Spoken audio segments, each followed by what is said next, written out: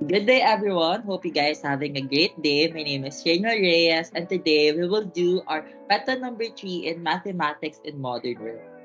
Today, we will discuss the Polya's four-step problem-solving method. I have here my members, Mr. Legaspi, Mr. Malanao, Mr. Maniba, and Mr. Mascarinas. So, Polya four-step problem-solving method was discovered was discovered in 1945. The author of How to Solve It, named George Polya, established four principles to identify how to solve a problem. His book was famous. It sold over 1 million copies and has been translated into 17 languages worldwide. So I have here Mr. Legaspi to discuss the four steps to solve a problem. So there are four basic steps in Polya enunciated. These are used in 1945, but all of them were known and used well before that. The first one is understand the problem. The specific goals of problem solving in mathematics is to improve student willingness to try problems and improve their perseverance when solving problems. The second one is devise a plan. When you devise a plan, you come up with a way to solve the problem. Setting up an equation, drawing diagram, and making a chart are all ways that you can go about solving a problem. The third one is carry out the plan. Planning make objectives clear and specific. It makes learning purposeful, or planning takes optimum utilization of available resources.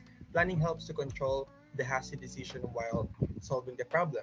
And the last one is review the solution. By looking back at the completed solution, by reconsidering and re-examining the result and the path that led to it, we can consolidate our knowledge and develop our ability to solve problems in the future.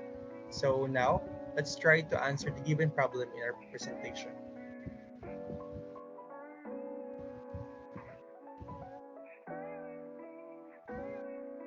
So the problem will be Mario decided to incorporate progressive overload, slowly adding weights in his training routine. He could deadlift an initial weight of 12 kg. In the first week, he progressed to 18 kg. In the second week, 24 kg. And on the third week, he could deadlift 30 kg. How much Mario deadlift in 10th week? That will be explained by Mr. Manila. Okay, so I'm using Polya's four-step problem-solving method. For the first one is understand the problem. Well, what is the total weight, or how many kilograms can Mario do on a deadlift at the 10th week? For the second one, devise a plan. Use two strategies in solving the problem, using patterns and using diagrams. So Mario himself can use patterns or use diagrams on the weights that he's been lifting throughout the weeks. And for the third one is carry out the plan, solve carefully and analyze the problem, or you can draw a table for better visualization. So he can draw a table on how heavy his deadlifts were for the past weeks, and he can list it down so he can have a better or clearer visualization of his lifts. And for the last one is review the solution. Try using different applications, addition and multiplication to check for the answer. So you can double check to verify or to secure your answer for a more accurate results. For the diagram, we have Mr. Madanao.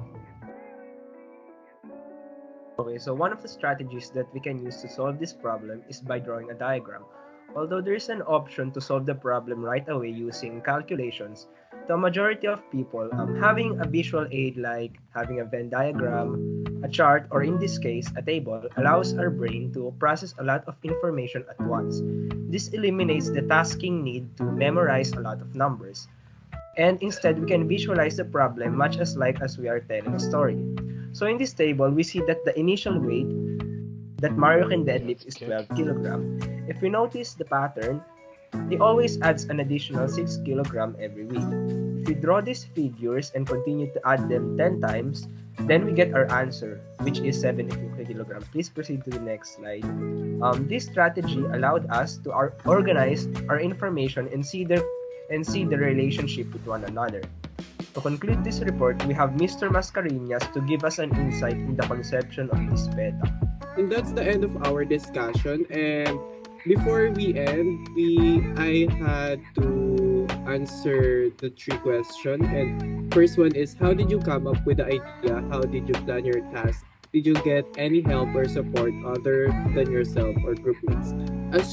As usual, we started to have a brainstorm about the things we need to do in this beta. Specifically, Jovan started to come up with the idea of how we will discuss, since he suggested scenario to discuss. Our group participated very well in terms of providing insights and suggestion in other things to fully execute in this discussion. Second, what are the challenges you encountered while doing the PETA tree?